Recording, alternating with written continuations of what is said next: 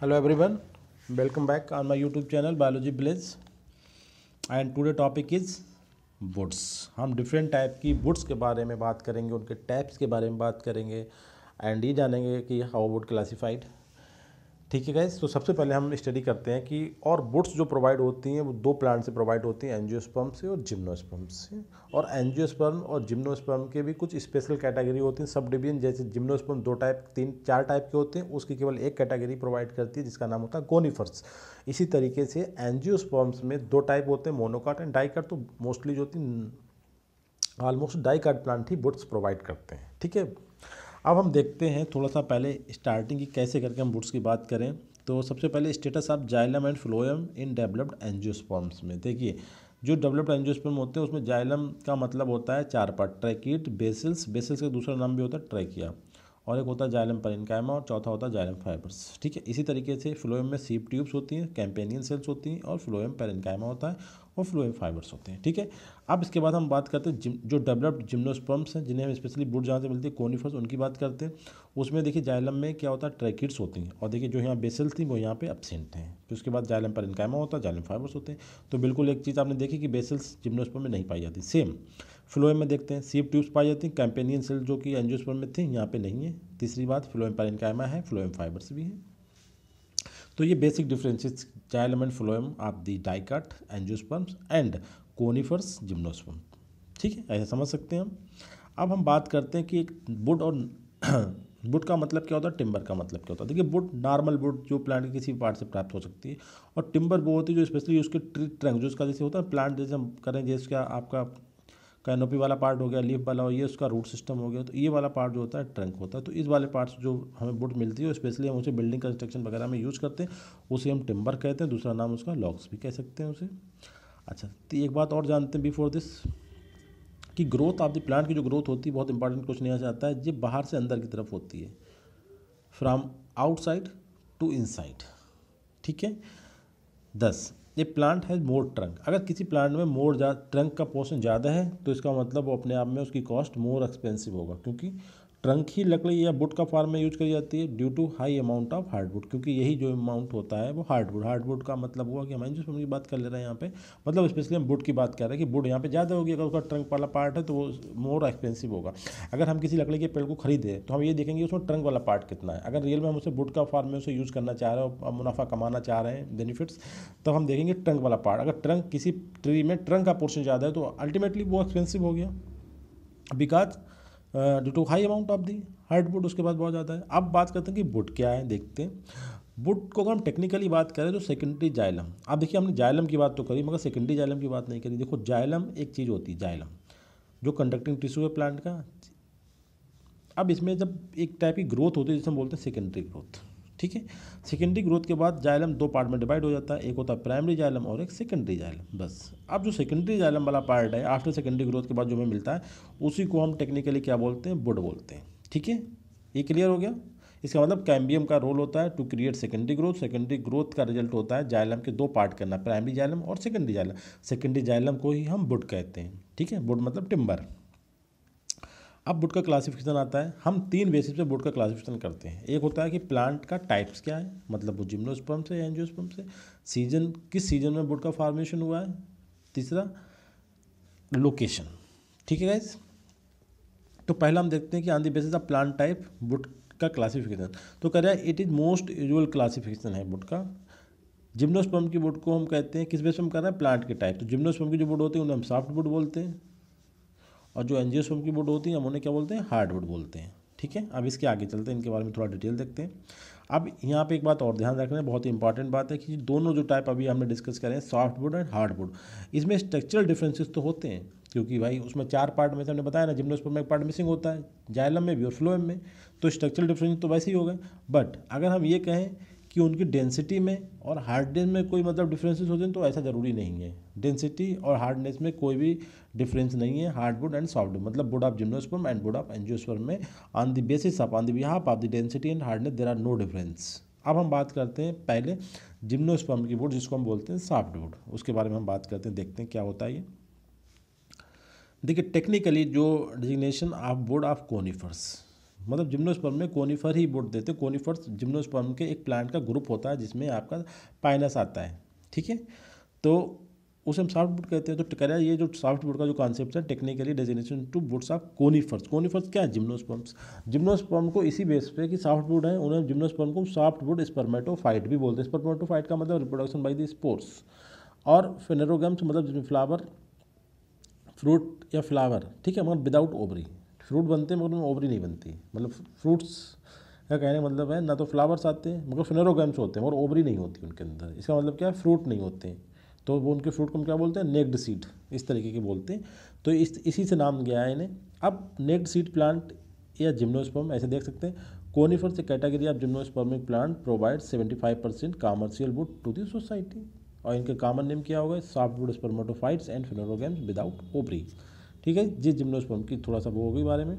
अच्छा, in case of most of gymnospermic plant there is extra growth of the cambium, this is known as secondary growth and result of that secondary xylem, जिसे हमने बोला would formed, ठीक है। कहने का मतलब सबसे इंपॉर्टेंट जो वुड की हम जो क्लासिफिकेशन करेंगे या वुड का फॉर्मेशन, उसके लिए सेकेंडरी ग्रोथ का होना इंपॉर्टेंट है। और सेकेंडरी ग्रोथ क्यों होती है?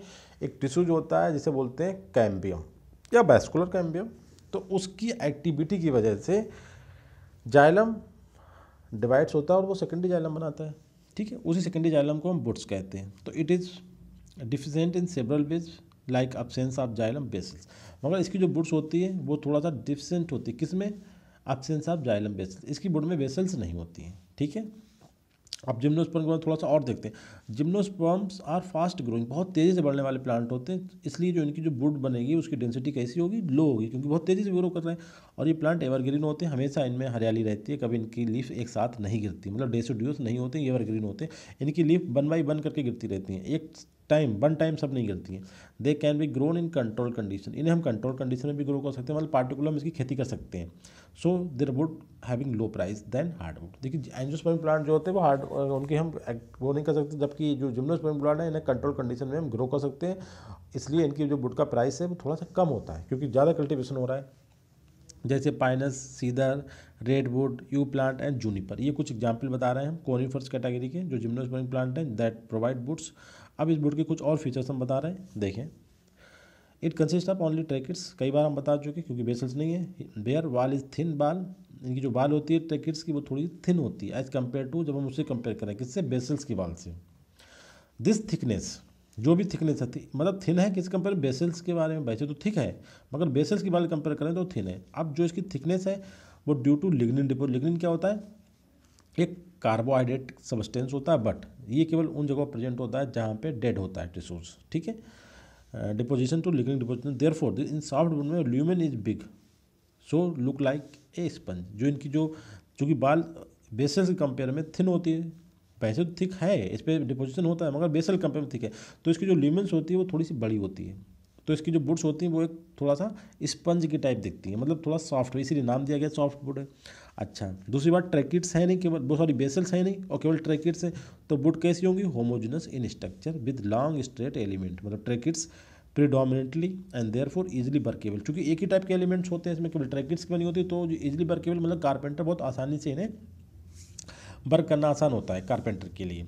Highly suitable for paper making, क्योंकि स्पंज टाइप की होती है तो इन्हें बॉइल्ड करना, इन्हें थोड़ा सड़ाना, इससे पेपर बनाने की जो प्रोसेस होती है बहुत इजी होती है। तो highly suitable for the paper making, बहुत आसानी समझ में आ रहा होगा आप लोगों के। लैक ऑफ बेसल्स, बेसल्स इसमें ना होना एक इसका आउटस्टैंडिंग फीचर की जिम्नोस्पर्म बेसल्स होती ही नहीं। सो ट्रेचरी एलिमेंट आर यहाँ पे जो होते हैं वो इम्परफेक्ट, इम्परफेक्ट का मतलब हुआ imperfect and mainly tracheids make the wood, जो केवल ट्रैकिट्स ही वुड को बनाती हैं, बेसल्स का कोई रोल नहीं होता है।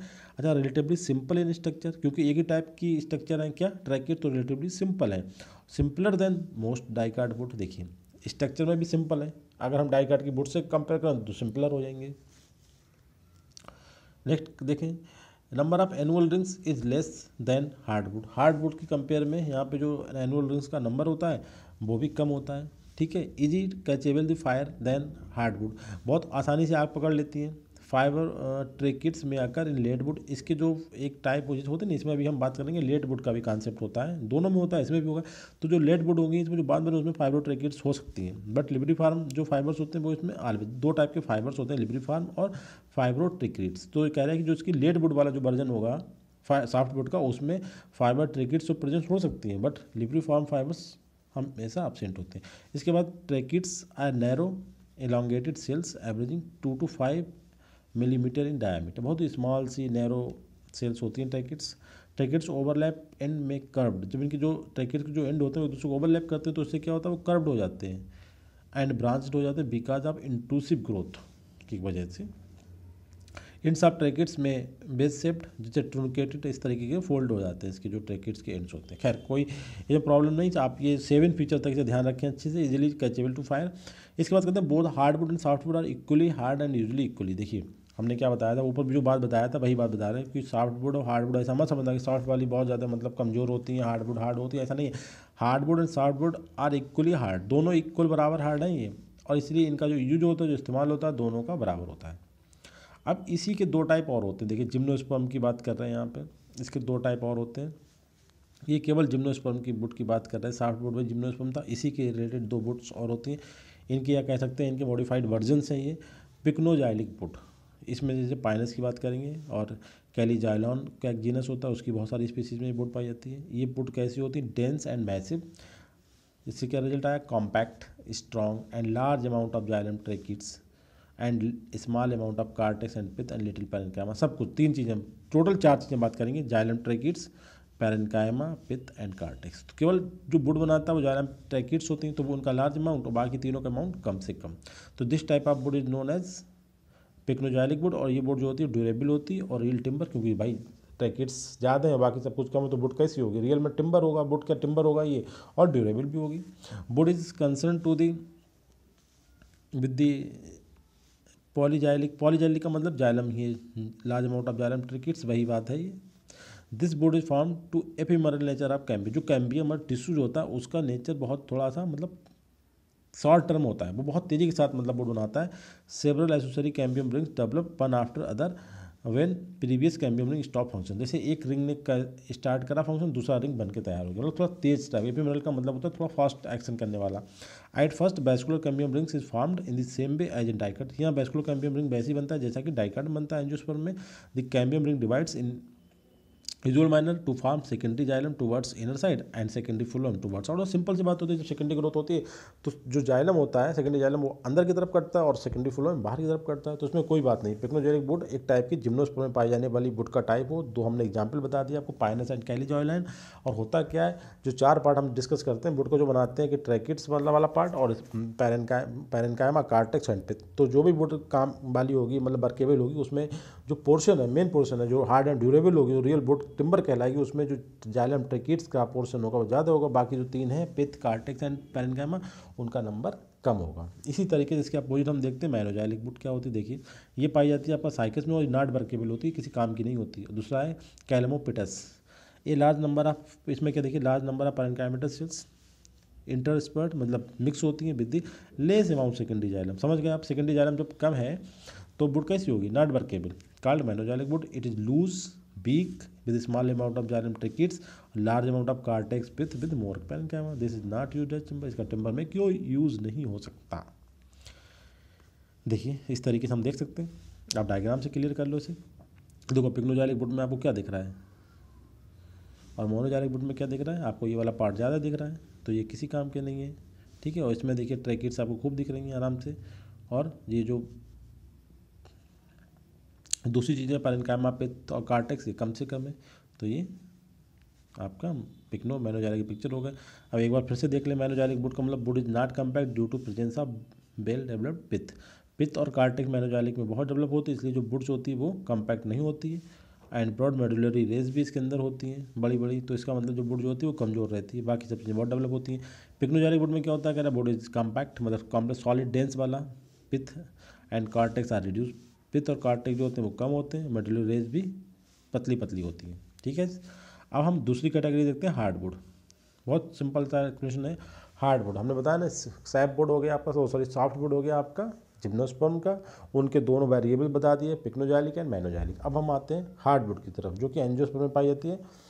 टेक्निकल जो ये जो टर्म है हार्डवुड, ये किसे दिया हमने, वुड ऑफ डाइकाट, क्योंकि एंजियोस्पर्म के 2 ग्रुप होते हैं, डाइकाट एंड मोनोकाट। तो हमने ये टर्म दिया है केवल डाइकाट की वुड के लिए दिया है हार्डवुड, ठीक है। हार्ड का मतलब ये हार्ड होती है as compare to gymnospermic soft wood के मुकाबले।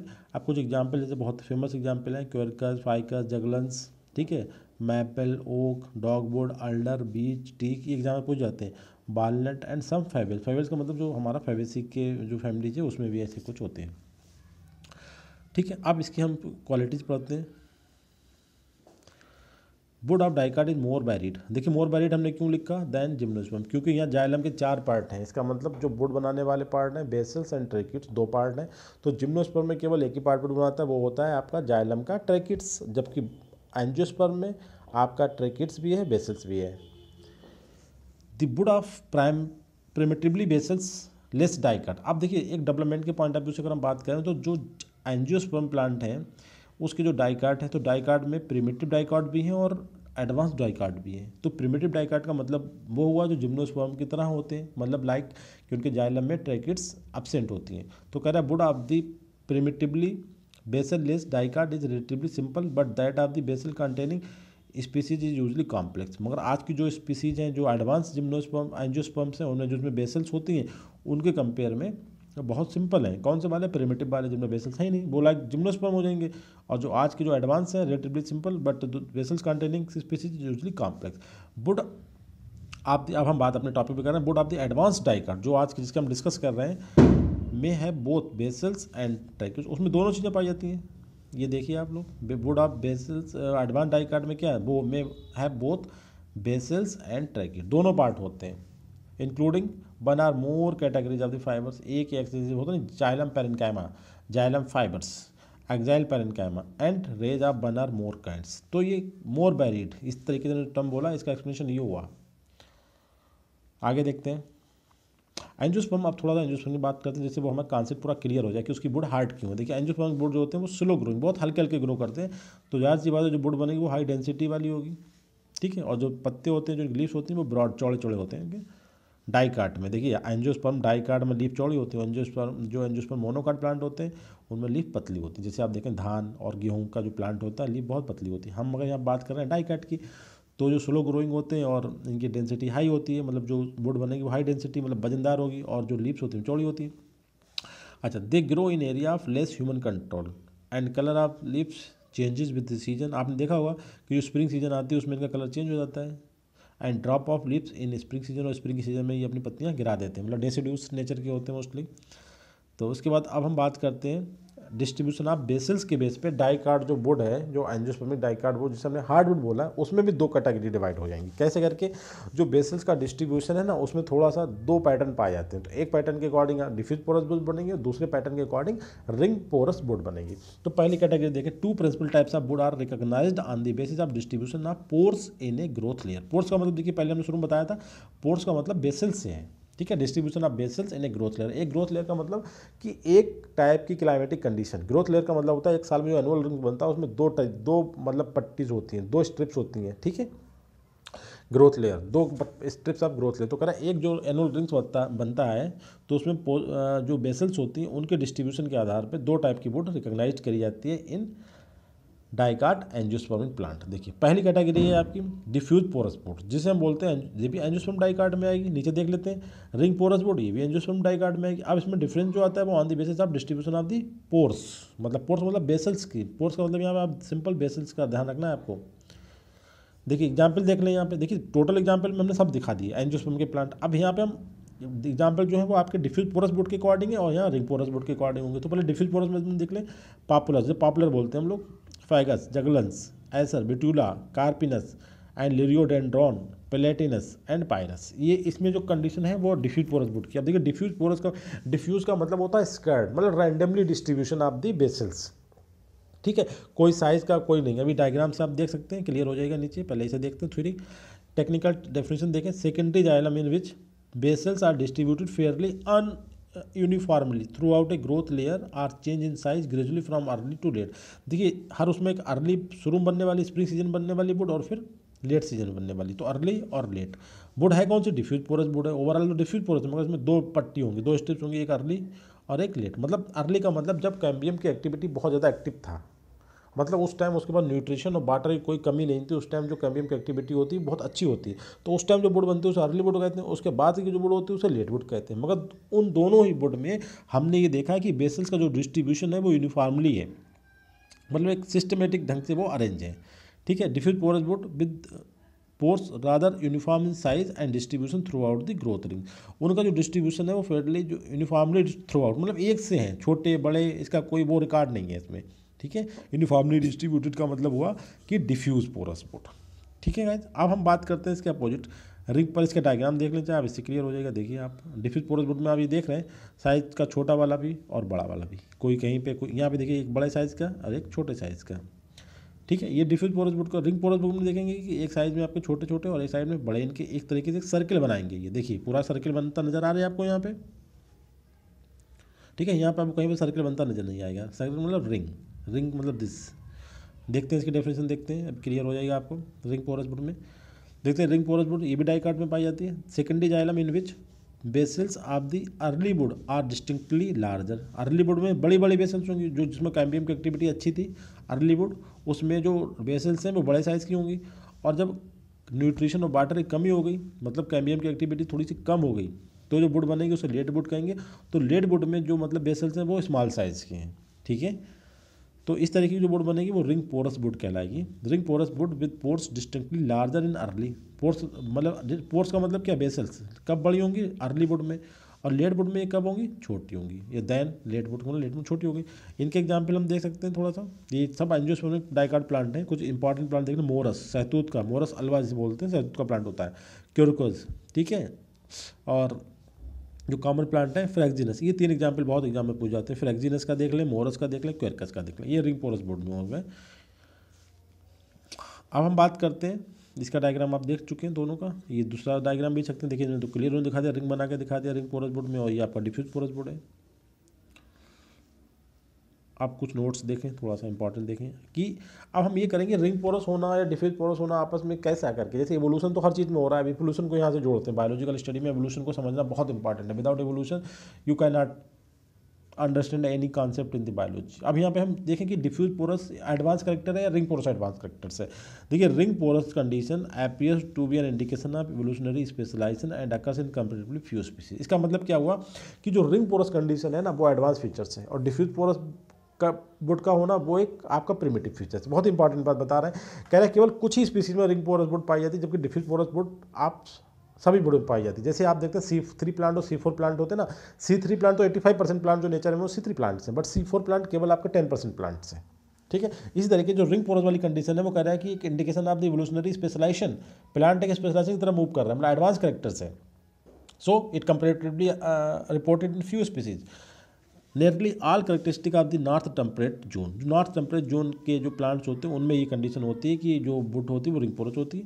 रिंग पोरस वुड की दूसरी क्वालिटी क्या है, रिंग पोरस वुड में जो होती है ऑलमोस्ट इंटायरली आउटर मोस्ट जो पार्ट होता है उसमें मतलब पानी को सप्लाई करती है, वाटर को सप्लाई करती है, और वो भी स्पीड जो है 10 times greater than the diffuse porous wood. कहने का मतलब प्लांट की सेहत के लिए भी रिंग पोरस वुड का बनना ज़्यादा इंपॉर्टेंट है, क्योंकि जो रिंग पोरस वुड में जो वाटर के जो उसके जो फ्लूइड होते हैं उनकी जो कंडक्शन की जो रेट होती है वो about 10 times more than the diffuse porous wood. तो ये इंपॉर्टेंट फीचर्स है, और एडवांस एज पर इवोल्यूशन गाइडलाइंस के अकॉर्डिंग रिंग पोरस इंपॉर्टेंट चीज़ है।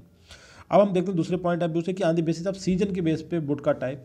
तो सीजन के बेस पे वुड दो टाइप की होती है। देखिए, इनके तीन नाम ध्यान रखना है आपको। पहले तो early would, spring would and winter would. अब ये MCQ मैंने बनाया, उसमें सब मैंने आपको रिवाइज कर दिया ये दोबारा से सीजन के बेस पे। अब हम देखते हैं कि सीजन के अर्ली वुड और लेट वुड दो टाइप की वुड होती है। अर्ली वुड के दूसरे नाम क्या क्या है, स्प्रिंग वुड और विंटर वुड। देखिए, स्प्रिंग सीजन कब होती है, आपने देखा होगा जब नया साल आता है जनवरी फरवरी मार्च के बाद स्प्रिंग का सीजन आता है। छुट्टी भी मिलती है, स्प्रिंग की छुट्टी होती है, समर छुट्टी होती है, विंटर छुट्टी होती है, स्प्रिंग की छुट्टी भी होती है। अपने इंडिया में शायद नहीं होती, मगर दूसरी कंट्री में स्प्रिंग की छुट्टी भी होती है, बट कम होती है और होती है। ठीक है, तो अब हम देखते हैं कि जो अर्ली वुड में क्या होता है। देखिए, दी वुड, इसका पहले टेक्निकल डेफिनेशन हम देखते हैं।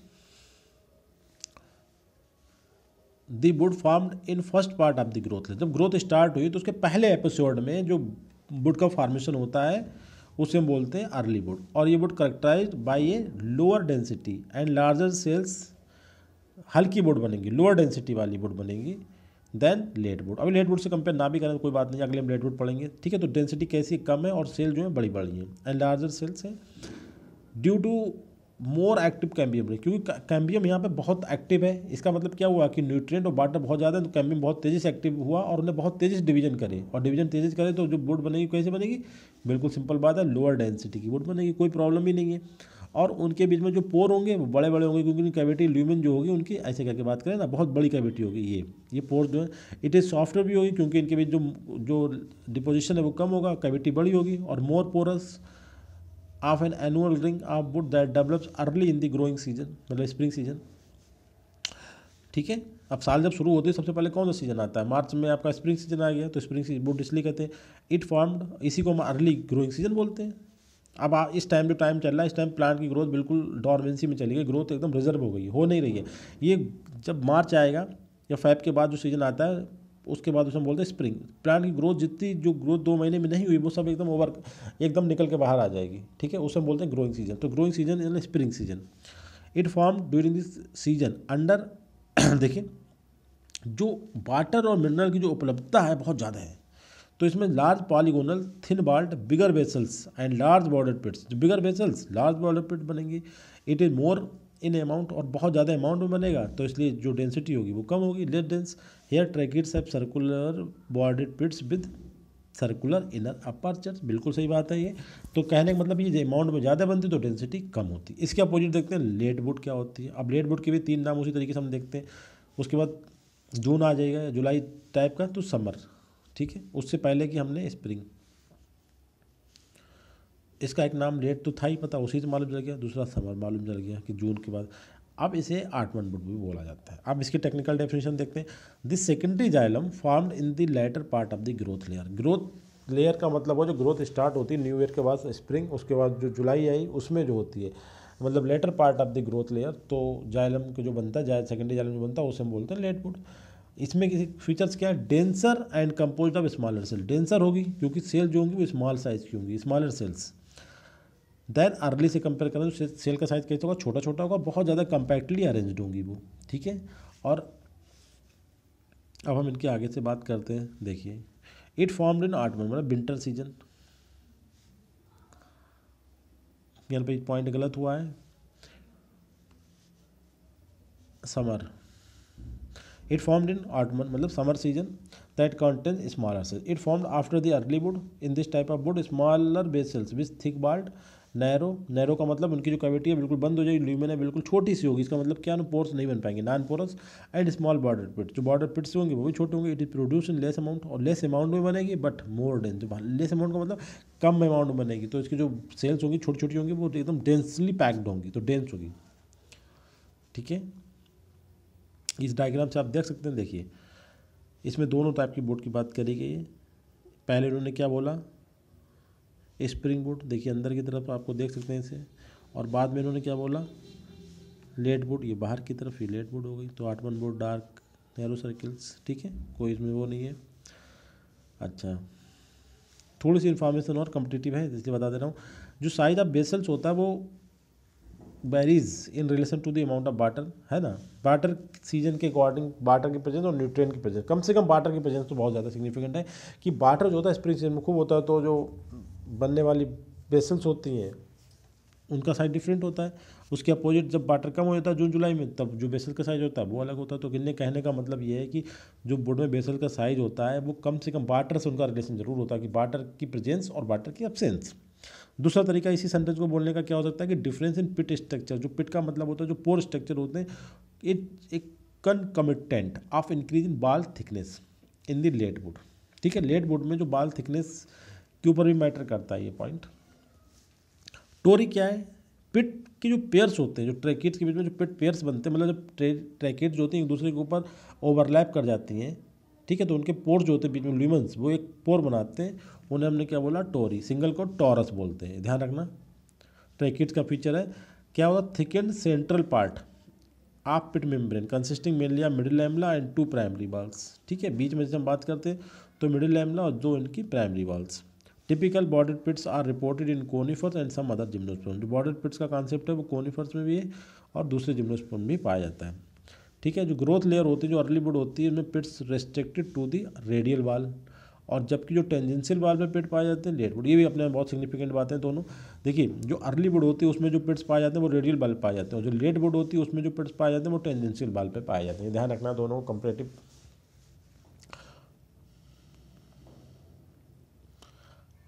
अब इसी तरीके से एक्साइल पैरेन्काइमा का भी वुड में रोल होता है, पाया जाना नहीं पाया जाना। रेजिन डक्ट का भी वुड में रोल होता है वुड को बनाने में, ठीक है।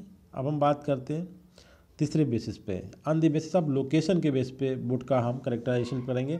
तो लोकेशन के बेस पे वुड दो टाइप की होती है, सैप वुड जिसे हम अल्बर्नम बोलते हैं, इस तरीके से दूसरी वुड होती है आपकी जिसे हम बोलते हैं, देखिए यहाँ पे अभी कंफ्यूज नहीं होना है, हार्ड वुड तो वो थी है, ये हार्ट वुड, ठीक है, और ड्यूरामिन। तो हार्ड वुड भी है और हार्ड वुड भी है, दोनों चीज़ें हैं। अब देखना लोकेशन के बेस पे जो टर्म आता है वो हार्ड आता है, और प्लांट के टाइप के बेस पे आता है वो हार्ड आता है। आप देखते हैं लोकेशन के बेस पे sapwood and alburnum. Outer parts, location का मतलब वुड कहाँ बन रही है, आउटर पार्ट्स जैसे एक प्लांट है उसी में, जैसे हम पहले डायग्राम को देख ले तो उससे क्लियर हो जाएगा। देखिए ये वुड का डायग्राम है, जो अंदर का पार्ट है बिल्कुल सॉफ्ट वाला हार्ड वुड हो गई, बाहर का जो हल्का पार्ट है वो सॉफ्ट वुड हो गया। इस तरीके से डायग्राम को भी हम इसे रिव्यू कर लेते हैं, देखते हैं बड़ा करके देखते हैं। ये बार्क हो गई सबसे ऊपर, जो ग्रोथ रिंग्स हो गए, इसके बाद इन्हें जो पार्ट है ये सैपवुड हो गया बाहर की तरफ, और हार्डवुड ये वाला हो गया कोर वाला, मतलब पिच सब सेंट्रल होता है, उसके बाद जो होता है हार्डवुड, उसके बाद जो होता है सॉफ्टवुड होता है। हार्डवुड को अर्लीवुड और लेटवुड में दो टाइप की जो स्ट्रिप्स होती हैं अर्ली और लेट में डिवाइड कर रखा है। चले हम उसे ऊपर देखते हैं, थोड़ा सा स्टडी करते हैं, इसकी स्टडी क्या लिखा है इसमें, वो टर्म्स उन्हें देखते हैं बेहतरीन तरीके से। Sapwood, the outer part of the wood of stem या फिर root containing living cells and reserves का मतलब वो बहुत सारे जो केमिकल्स होते हैं जैसे टैनिन, लिग्निन, ठीक है, गम्स और कुछ कलरिंग मटेरियल, वो सब उसमें इकट्ठे होते हैं। Living cells and reserves and in which conduction of food and water mineral took place, और उसी के थ्रू जो होता है सभी चीज़ों का कंडक्शन भी होता है। Generally lighter coloured than hardwood. हम बाहर वाले एरिया की बात कर रहे हैं, सैपवुड की बात कर रहे हैं, जैसे अल्बर्नम बोलते हैं। तो कह रहा है इसमें जो सेल्स होती हैं वो लिविंग होती हैं, उनमें रिजर्व भी होती है, रिजर्व मटेरियल होता है, ठीक है। Outer part of the wood or stem containing living cells and reserves. उसमें क्या क्या होता है, लिविंग सेल्स होती हैं और रिजर्व्स, रिजर्व मतलब डिफरेंट टाइप के केमिकल्स, और कंडक्शन ऑफ फूड वाटर और मिनरल का कंडक्शन भी इसी के थ्रू होता है, सैपवुड के थ्रू, बाहरी पार्ट के थ्रू। और इसका कलर होता है हमेशा लाइटर कलर, अगर हार्डवुड से कंपेयर करें तो लाइट कलर की होती है। आगे देखते हैं, it is outer white softer living layer of secondary would of trees, ठीक है। सेकेंडरी वुड जो का बाहर वाला पार्ट होता है, जो आउटर वाइट सॉफ्टर लिविंग, ठीक है, which engage in transport of water minerals to the crown of the tree, tree के टॉप के ऊपर, मतलब ट्री के सबसे अपेक्स वाले पार्ट में मिनरल और वाटर की सप्लाई के लिए डेडिकेट होता है। The cells therefore contain more water and lack of deposits of darkly staining chemical substances commonly found in the hardwood. कह रहे सेल्स जो होती हैं इनके अंदर वाटर भी होता है, बट इनके अंदर जो डिपॉजिट्स होते हैं, जो डार्कली मतलब इन्हें कलर करने वाले जो केमिकल सब्सटेंस होते हैं वो इसमें नहीं पाए जाते, केवल वाटर ज़्यादा होता है और उनकी कमी होती है जो डार्कली स्टेनिंग केमिकल सब्सटेंस होते हैं, ठीक है, जो हार्डवुड में पाए जाते हैं। It is usually we distinguished in cross section, इसे हम क्रॉस सेक्शन में ही देख सकते हैं, as in stumps, tree stump को अगर हम क्रॉस सेक्शन काटते हैं तो उसमें हम इजीली देख सकते हैं। कुछ और फीचर बता सकते हैं इनका, जैसे कि इसमें जाइलम फाइबर जो होते हैं कंपेरेटिवली लेस होते हैं, सैपवुड में बाहर की तरफ होता है, बेसल सब्सटेंट होती हैं, और इट कंटेंस, इसमें जो ट्रैकिड्स का पोर्शन ज़्यादा होता है, 90-95% ट्रैकिड्स होती है, मतलब कोर वाला पार्ट नहीं है, ये बाहर वाला पार्ट है फालतू का जो होता है, ठीक है। सॉफ्ट पार्ट, ये सैपवुड क्या है, सॉफ्ट नहीं बोलना है, सैपवुड बोलना है, सॉफ्ट दूसरा कॉन्सेप्ट है, सैपवुड मतलब बाहर का पार्ट, ठीक है।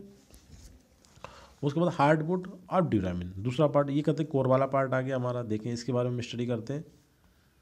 The inner layer of secondary xylem, the inner layer of secondary xylem, and the secondary xylem तो वुड हो गई, और इनर लेयर वुड की inner layer that have ceased to function in storage and conduction, जो अपना function जो था store करने का और कंडक्शन करने का वो बंद कर चुका है। In which reserve materials have been removed और कन्वर्टेड इनटू हार्डवुड सब्सटेंसेस, उनमें जो रिजर्व मटेरियल था वो जो है वो रिमूव्ड हो चुका है या फिर कन्वर्ट हो चुका है हार्डवुड सब्सटेंस में, generally darker in colour and functioning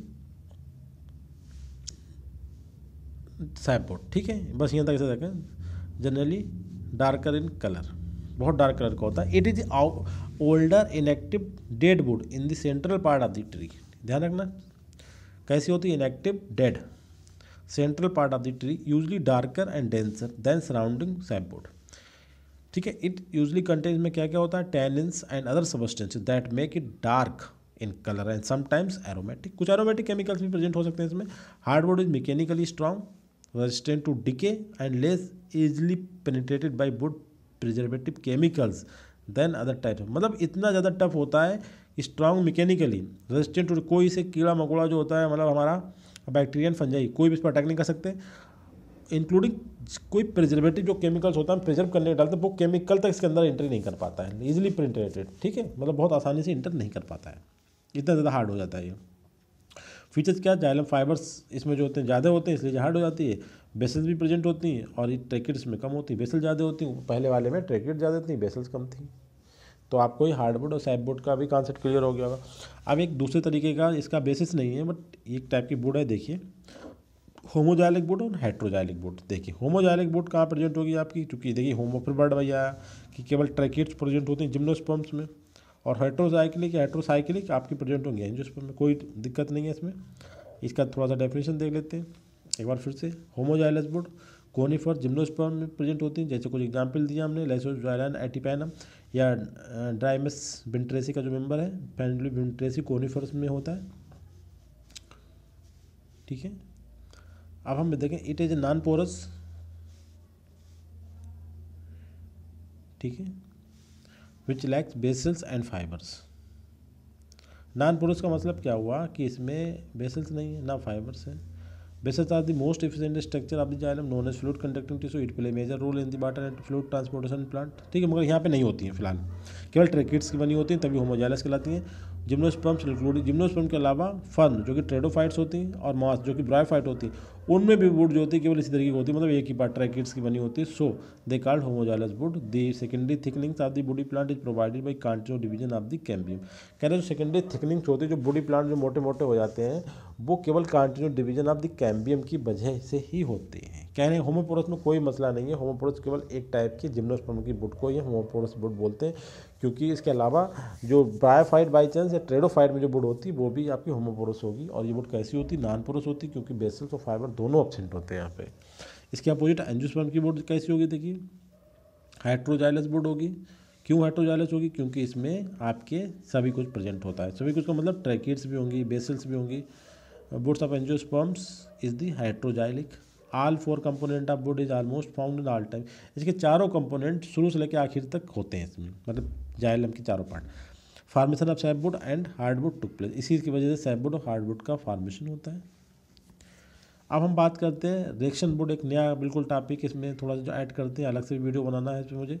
रेक्शन would क्या होती है, देखिए रेक्शन वुड एक स्पेशल कंडीशन में होती है। It is found in both gymnosperm और एंजियोस्पर्म दोनों में पाई जाती है, जैसे कि ऊपर वाली हमने वुड बताई थी, केवल पिक्नोजाइलिक और मोनोजाइलिक के अलावा बाकी सब कुछ दोनों ही जगह पे पाया जाता है, ठीक है। इसी तरीके रेक्शन वुड भी दोनों प्लांट में पाई जाती है। और दोनों प्लांट किन किन पार्ट में पाई जाती है, देखिए स्टेम में पाई जाएगी, रूट में पाई जाएगी, ब्रांचेज पाई जाएगी, और क्रूक्ड स्टेम टूटे हुए स्टेम में भी पाई जा सकती है, ठीक है। तो रेक्शन वुड, अब रेक्शन वुड का कुछ प्रेजेंस की वजह क्या, देखिए इसके technical definition, wood with less or more distinctive anatomical characteristic, मतलब ज़्यादा भी और कम भी, बहुत ही क्लियर कट जो anatomical characteristic formed in the parts of the crooked stems and lower, तो कोनिफर्स, अपर तो dicot, side of the branch आप अपर ब्रांचेस के साइड में बनेगी तो डाइकाट वुड में बनती है, और ब्रांचेस के लोअर साइड में बनेगी तो कोनिफर वुड बनती है।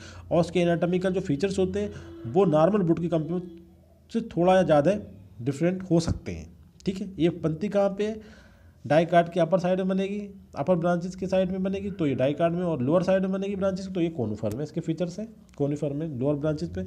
अच्छा, इसके दो अलग अलग नाम हैं, जनरल तो ये रिएक्शन वुड है, मगर हम इसे कंप्रेशन वुड कहते हैं in the case of gymnosperm, और टेंशन वुड कहते हैं in the case of angiosperm के केस में, ठीक है। जो एंजियोस्पर्म डाइकाट और कोनिफर्स मतलब जिम्नोस्पर्म। अब इन्होंने ये देखा है कंप्रेशन वुड जिम्नोस्पर्म में उन जगह बनती है जहाँ पे ऑक्सीजन की कंसनट्रेशन बहुत ज़्यादा होती है। इसके अपोजिट टेंशन वुड जो जिम्नोस्पर्म एंजियोस्पर्म बनती है वो वहाँ बनती है जहाँ पे ऑक्सीजन की कंसनट्रेशन आपकी कम होती है। सिंपल सी बात है, हमने क्या बताया, देखिए ऑक्सीजन एक प्लांट हार्मोन है, कोई प्लांट है, ये उसकी ब्रांच है, ठीक है। अगर लोअर में बन रही है, लोअर का मतलब यहाँ पे, और अपर में बन रही है यहाँ पे, ठीक है, तो अपर पार्ट में कहाँ बन रही है, हमने बताया डाइकाट में, तो अपर का मतलब यहाँ पे ऑक्सीजन कंसनट्रेशन यहाँ पे कम होती है, और जो उसका लोअर रीजन होता है यहाँ पे ऑक्सीजन कंसंट्रेशन ज़्यादा होती है। तो बस ये चीज़ नोटिस करिए कि जिम्नोस्पर्म में ये रिएक्शन बोर्ड, जिसे हम जिम्नोस्पर्म के केस में कंप्रेशन बोर्ड कहेंगे, ये उन रीजन में ज़्यादा बनती है जहाँ पे ऑक्सीजन कंसंट्रेशन ज़्यादा होती है। इसी के opposite in case of angiospermic dicot plant में रिएक्शन बोर्ड, जिसे हम वहाँ पे टेंशन बोर्ड कहेंगे, उन प्लेसेस पे देखी गई है उसका फॉर्मेशन ज़्यादा हो जहाँ पे ऑक्सीजन की कंसंट्रेशन कम होती है।